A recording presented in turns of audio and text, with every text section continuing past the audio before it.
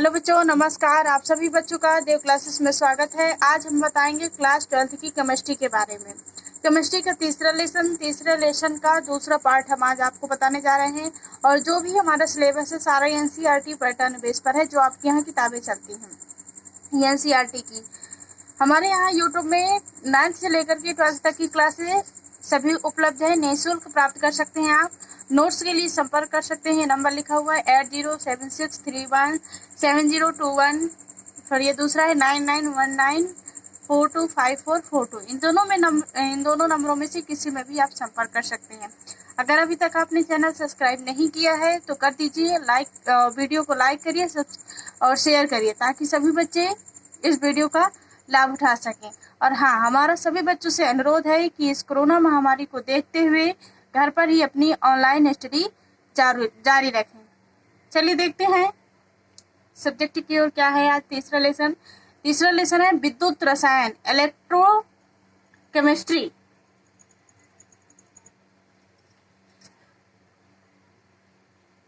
यहाँ पे पहली हेडिंग है, दूसरा पार्ट है। पहला पार्ट हमने बना दिया है, दूसरा पार्ट है तीसरा लेसन का। तीसरा लेसन है विद्युत रसायन। यहाँ पे पहली हेडिंग है विद्युत वाहक बल। विद्युत वाहक बल किसे कहते हैं? या फिर सेल के दो इलेक्ट्रोडों के विभवों का बीजगणितीय योग सेल का विद्युत वाहक बल कहलाता है। क्या कहलाता है? विद्युत वाहक बल कहलाता है। सेल किसे कहते हैं? किसी विद्युत सुचालक की सहायता से जुड़ी दो अर्ध सेल एक सेल का निर्माण करती हैं। सेल दो प्रकार के होते हैं। कितने प्रकार के होते हैं? दो प्रकार के, विद्युत अपघटनी सेल और विद्युत रासायनिक सेल। अब विद्युत अपघटनी सेल और रासायनिक सेल में अंतर।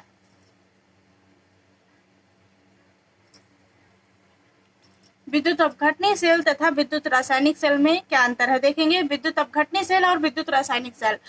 विद्युत अपघटनी सेल में विद्युत के प्रवाह से रासायनिक परिवर्तन होता है। विद्युत के प्रवाह से क्या होता है? रासायनिक परिवर्तन होता है। और रासायनिक परिवर्तन से विद्युत प्रवाहित होती है। विद्युत अपघटनी सेल में विद्युत ऊर्जा रासायनिक ऊर्जा में परिवर्तित होती है और विद्युत रासायनिक सेल में रासायनिक ऊर्जा विद्युत ऊर्जा में परिवर्तित होती है। इसमें आयन दोनों इलेक्ट्रोडों पर मुक्त होते हैं। किसमें? विद्युत अपघटनी सेल में आयन दोनों इलेक्ट्रोडों पर मुक्त होते हैं और रासायनिक सेल में आयन केवल कैथोड पर मुक्त होते हैं। कहाँ पर? कैथोड पर मुक्त होते हैं। दोनों इलेक्ट्रोड एक ही कक्ष में होते हैं। विद्युत अपघटनी सेल में अपघटनी सेल के दोनों इलेक्ट्रोड एक ही कक्ष में होते हैं और रासायनिक सेल के इलेक्ट्रोड दोनों अलग अलग कक्ष में रखे जाते हैं। विद्युत अपघटन तथा अपघटनी सेल किसे कहते हैं देखेंगे। वह प्रक्रिया जिसमें विद्युत ऊर्जा के प्रभाव से रासायनिक अभिक्रिया होती है। वह प्रक्रिया जिसमें विद्युत ऊर्जा के प्रभाव से रासायनिक अभिक्रिया होती है विद्युत अपघटन कहलाती है। तथा वह सेल जिसमें विद्युत अपघटन की क्रिया कराई जाती है विद्युत अपघटनी सेल कहलाती है। विद्युत अपघटन की क्रिया जिसमें कराई जाती है, वह सेल जिसमें विद्युत अपघटन की क्रिया कराई जाती है, वह क्या होती है? विद्युत अपघटनी सेल कहलाती है। चिन्ह पर पाठ इनका देखेंगे। विद्युत अपघटनी सेल में इलेक्ट्रोडों को चिन्ह वोल्टीय सेल के विपरीत होता है। इनका चिन्ह क्या होता है? वोल्टीय सेल के विपरीत होता है। और विद्युत अपघटनी सेल में एनोड धनावेशित और कैथोड ऋणावेशित होता है। क्या होता है? एनोड धनावेशित और कैथोड ऋणावेशित होता है। अगली हेडिंग है, वीडियो को अंत तक जरूर देखिएगा, तभी आपको सभी प्रश्नों के आंसर समझ में आएंगे। और जो चीज नहीं समझ में आती है आप कमेंट्स के माध्यम से बता सकते हैं। हम आपको अगली वीडियो के माध्यम से समझाने की कोशिश करेंगे, या फिर आप हमारे नंबर में कॉल करके बता सकते हैं कि कौन सा वीडियो कौन सा प्रश्न आपको नहीं समझ में आया है। चलिए देखते हैं विद्युत अपघटन की क्रियाविधि क्या है। विद्युत अपघटन की क्रियाविधि। विद्युत अपघट्य के जलीय विलयन में धनायन व ऋणायन उपस्थित होते हैं। क्या उपस्थित होते हैं? विद्युत अपघट्य के जलीय विलयन में धनायन व ऋणायन उपस्थित होते हैं। ये आयन विलयन में गति करने के लिए मुक्त होते हैं। जो ये आयन होते हैं वह विलयन में यानी सॉल्यूशन में गति करने के लिए मुक्त होते हैं। जब इस सॉल्यूशन में विद्युत प्रवाहित की जाती है तो ये आयन विपरीत आवेशित इलेक्ट्रोडों की ओर गति करते हैं। क्या करते हैं? विपरीत आवेशित इलेक्ट्रोडों की ओर गति करते हैं। विलयन में धारा प्रवाह के कारण ये आयन ही होते हैं। जब ये आयन इलेक्ट्रोडों पर पहुंचते हैं तो निम्नलिखित अभिक्रियाएं होती हैं। क्या होती हैं? निम्नलिखित अभिक्रियाएं होती हैं। कैथोड पर ये Mn प्लस Nem बना है तो ये अपचयन अभिक्रिया है, और एनोड पर An यानी जो है ये ऑक्सीकरण अभिक्रिया है। अगले है विद्युत लेपन। विद्युत लेपन किसे कहते हैं, या विद्युत लेपन संक्षिप्त टिप्पणी लिखिए। क्या है? कुछ भी पूछ ले तो आप ये प्रश्न लिखेंगे आंसर। विद्युत लेपन विद्युत अपघटन विधि द्वारा अधिक सक्रिय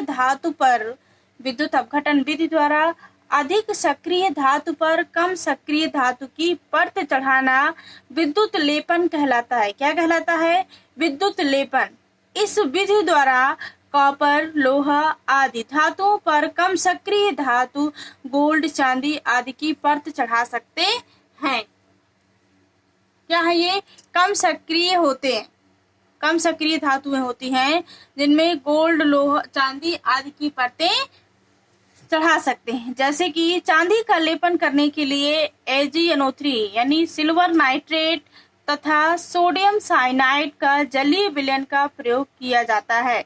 जिस छड़ पर लेपन करना होता है उसे कैथोड तथा शुद्ध सिल्वर की छड़ को एनोड बनाकर उसे लवण के जलीय विलयन में डाल देते हैं। उस लवण की क्या करते हैं?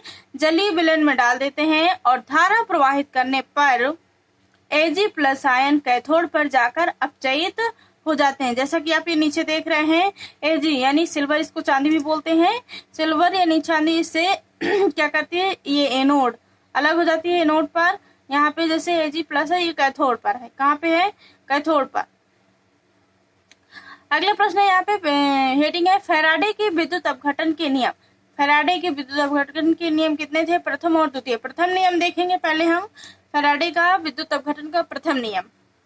जब किसी विद्युत अपघट के विलयन में विद्युत प्रवाहित की जाती है तो इलेक्ट्रोडों पर ऑक्सीकृत अथवा अपचयित होने वाले आयनों की मात्रा विलयन में प्रवाहित होने वाले आवेश पर निर्भर करती है। प्रथम नियम क्या है? जब किसी विद्युत अपघट के विलयन में विद्युत प्रवाहित की जाती है, विद्युत अपघट के विलयन में क्या प्रवाहित किया जाता है? विद्युत। तो इलेक्ट्रोडों पर ऑक्सीकृत, तो उन इलेक्ट्रोडों पर ऑक्सीकृत अथवा अपचयित होने वाले आयनों की मात्रा विलयन में प्रवाहित होने वाले आवेश पर निर्भर करती है। आयनों की मात्रा किस पर? विलयन में प्रवाहित होने वाले आवेश पर निर्भर करती है। ये प्रथम नियम रहा फैराडे का। यदि विलयन में विद्युत आवेश Q कूलम्ब प्रवाहित करने पर क्या होगा? WAQ, W बराबर पदार्थ की मुक्त हुई मात्रा, आवेश बराबर विद्युत धारा गुणे समय।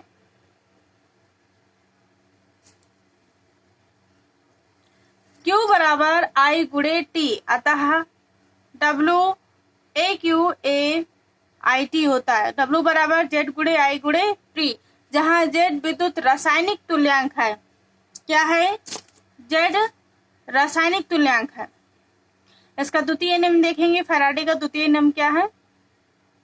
आशा करते हैं कि आपको प्रथम नियम समझ में आ गया होगा। द्वितीय नियम है, यदि विभिन्न विद्युत अपघट्यों के विलयन में समान आवेश प्रवाहित किया जाता है, विभिन्न विद्युत अपघट्यों के विलयन में एक समान आवेश प्रवाहित किया जाता है, तो प्रत्येक इलेक्ट्रोडों पर आयनों के समान ग्राम तुल्यांक मुक्त होते हैं। क्या होते हैं? मुक्त हो जाते हैं। इसका सूत्र है W/E बराबर IT/96,500। से यदि I व T स्थिर हो तो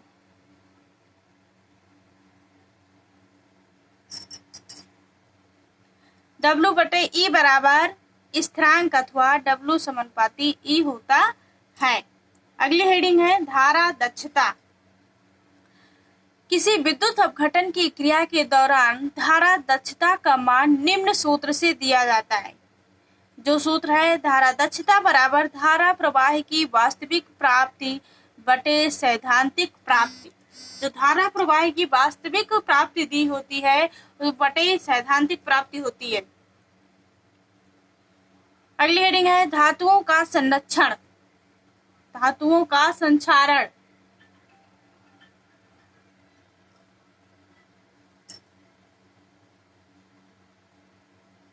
क्या है? धातुओं का वायु व जल की उपस्थिति में धातु पृष्ठों का धीरे धीरे क्षय होना यानी हानि होना संक्षारण कहलाता है। यह एक विद्युत रासायनिक प्रक्रिया है। संक्षारण होना धातुओं में कौन सी प्रक्रिया है? विद्युत रासायनिक प्रक्रिया। जैसे लोहे पर जंग लगना, लोहे की कोई वस्तु भी आप खुले बाहर छोड़ देते हैं तो उसमें जंग लग जाता है। तांबे व पीतल पर हरे धब्बों का बनना इत्यादि, ये क्या है? धातुओं का संक्षारण है।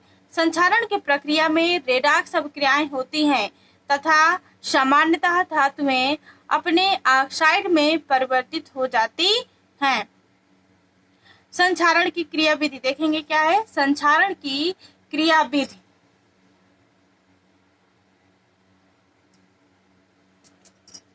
संक्षारण की क्रियाविधि। संक्षारण की प्रक्रिया में धातु ऑक्सीजन व नमी की उपस्थिति में सरलता से इलेक्ट्रॉनों का त्याग करती है। क्या करती है? सरलता से इन इलेक्ट्रॉनों का त्याग कर देती हैं और ऑक्सीजन इन इलेक्ट्रॉनों को ग्रहण कर लेती है।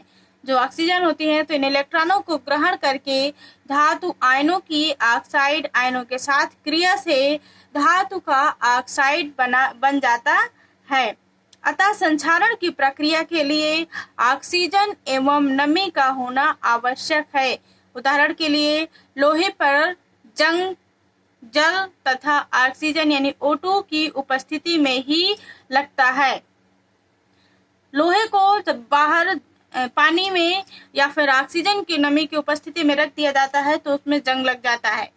ये संक्षारण क्रियाविधि है। उदाहरण के लिए लोहे पर जंग लगना जल तथा ऑक्सीजन की उपस्थिति में ही रहता है। सतह का एक भाग एनोड की भांति और कोई अन्य भाग होता है तो कैथोड की भांति व्यवहार करने लगता है, जिससे एनोडिक क्षेत्र से इलेक्ट्रॉनों का प्रवाह और कैथोडिक क्षेत्र इलेक्ट्रॉनों का प्रवाह कैथोडिक क्षेत्र से होने लगता है। एनोडिक क्षेत्र है ये Fe2 प्लस 2E इलेक्ट्रॉन यानी माइनस, यहाँ पे भी दिया हुआ है E0 Fe2 प्लस बराबर -0.44V। कैथोडिक क्षेत्र में क्या होता है? ऑक्सीजन प्लस 4H जब कराते हैं क्रिया और 4 इलेक्ट्रॉन मिल जाते हैं माइनस में तो जल का निर्माण हो जाता है। E0 बराबर 1.23V प्राप्त होता है। तो यहाँ पे 2Fe plus O2 plus 4H यानी 2Fe2 प्लस यानी 2 धनायन है प्लस 2H2O, तो क्या बनेगा? यहाँ पे E0 सेल बराबर 1.67V बनता है। यहाँ आयरन Fe क्या है? लोहा। आयन वायुमंडलीय ऑक्सीजन द्वारा Fe3 प्लस आयनों में ऑक्सीकृत हो जाते हैं। किसमें हो जाते हैं? Fe3 प्लस आयनों में ऑक्सीकृत हो जाते हैं तथा वायु की O2 व नमी से